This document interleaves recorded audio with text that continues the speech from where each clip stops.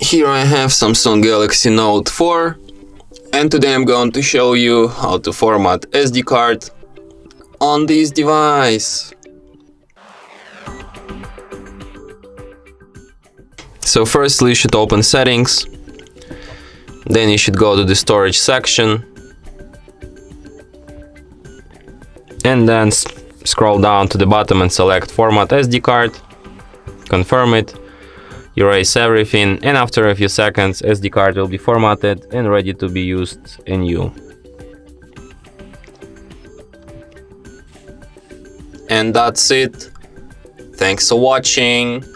If you find this tutorial useful, don't forget to hit that like button and subscribe to our channel.